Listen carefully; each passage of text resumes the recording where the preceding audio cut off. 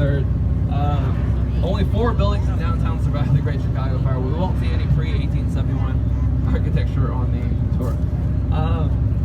So the common myth about what started it was that Mrs. O'Leary's cow knocked over a lantern, and the lantern caught the barn on fire, and the flames spread from there. The story is not true. It was put in one of the Chicago newspapers in an attempt to blame the Irish for the fire, which isn't like a nice thing to do. We're better about that now. I remember, I'm not from here, but I remember reading it in a textbook as a kid though, so like it's still being put out there. But in 1997, the city of Chicago officially exonerated Mrs. O'Leary and her cow of all blame for the fire in court. So it's like official. We don't know what actually started the fire. We do know that we were a city built mostly on wood. We had no zoning laws. Like there's a town that had like turpentine plants that were next door to factories that had open air flames. You know, and there was private fire departments. Like today, if your house catches fire, taxes pay for the fire department, come put it up. Back then, you had to pay for it out of your own pocket. When some of these private fire companies heard a fire broke out in a poor area of town, they didn't think they'd be able to pay them that much. So they kind of took their time responding so that the fire could then spread and then to get more customers out of it. So it's only after the fire that we get a public fire department. We actually have one of the stricter fire codes in the country right now because of that. So you guys can't find parking because there's a fire hydrant every 15 feet. That's why. It's the Great Chicago Fire's fault.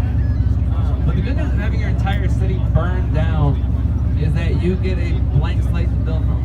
Like we got to grid out our street to make our traffic run a bit more efficiently. Like if anybody's ever been to Boston, they never burnt down, so their roads are still based off of cow paths, so we had to avoid that.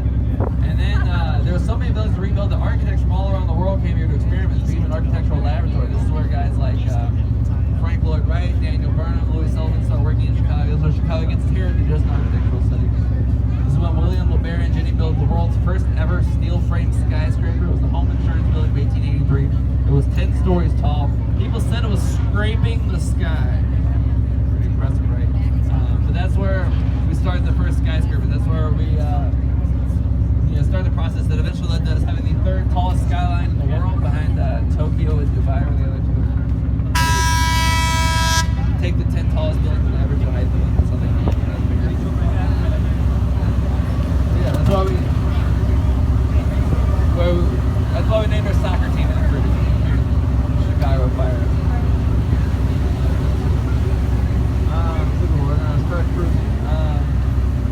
I'll start with this tall building on the left, the one that kind of looks like a stick of butter. That is the 3rd tallest building in Chicago. That is the Aon Center. It's 1,130 feet tall. Designed by Edward Stone. When it was built, it was built for the Standard Oil Company. Standard Oil's headquarters in 1970. It was actually originally completely encased in marble. They built it for $20 million, completely encased in marble. They gave us some problems with their first winter here because if you remember your physical science, sometimes at cold temperatures, materials contract, and they were trying to save money on the marble cost by slicing the marble thinner than it should have been. And apparently their first winter, this thinly sliced marble started contracting, and they started falling off, pieces started falling off the building and landing on stuff around. It became a public hazard. One piece fell in the Prudential building next door, cracked a hole in it, so it became a public hazard. Standard Oil sourced to strip off all the marble, and they had to re-encase it in granite at a cost of $80 million, 4 times the cost of the entire building. Which of course, at least the old tour guide joke, $80 million. That's why you should never take marble for granite.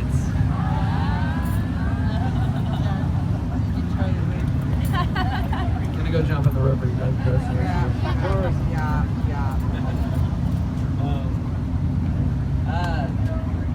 This is our lakefront unit. A lot of billboards. So, however, this was lakefront landfill. When they built it, their lawyers did some digging, found out from Lake Point Towers, found out this was lakefront landfill. So they have to exploit that loophole. See, the change started, can't build buildings on lakefront anything anymore. So when the Columbia Yacht Club wanted to build buildings on the lakefront, when they built their clubhouse on the lakefront, you can't build buildings on lakefront park. So they bought this giant Nova Scotian iceberg, a big white boat with the red thing on top. They leave that permanently moored there, and they have all their yacht parties in that boat.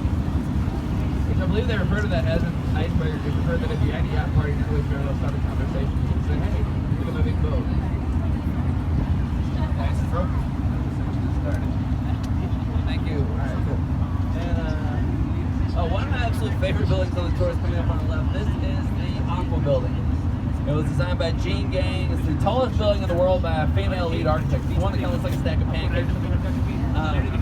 She's a MacArthur Genius Grant winner. She's from just outside of Illinois. Her concept is that she wanted people to enjoy their balconies at the highest altitude. However, your average wind speed at that altitude is about 40 to 50 miles an hour, which isn't necessarily pleasant to stand in. But because each of these balconies is in different shape, it actually confuses the wind. It makes it your average wind speed is only about 12 to 15 miles an hour. A bit more manageable to stand in. Also, what's cool is as you approach it, you'll notice the balconies will start to, especially you can see the standard preview. When you're walking towards it, you'll notice the balconies will start to coalesce together. And you'll see the curve become more rounded. By the time you're underneath, it'll look very curved. It looks like you're moving in a building underneath. Like the best description I have, it looks like one of MC Hammer's pant legs. It looks very cool.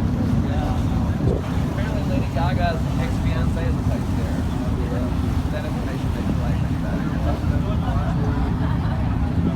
This construction right here, this is going to be the Vista Tower. It's going to be, when it's done, it'll be the third tallest building in Chicago. It's going to pass the It's also being designed by Jean Gang, the woman Aqua building. So she'll beat her record for the tallest building by a female lead architect.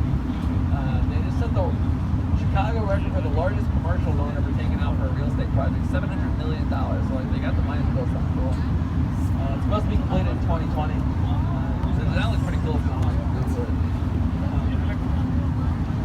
So, coming up next, sorry. Hold on. I just like a late afternoon snack. This is some unprofessional. If you guys don't mind, I'm going to look at the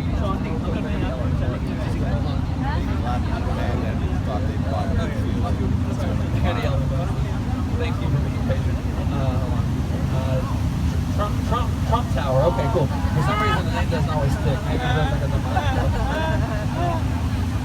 You guys don't mind? I've had like people yell at their opinions at me since March of last year, so I'll stick with the architecture. That's cool. Appreciate it.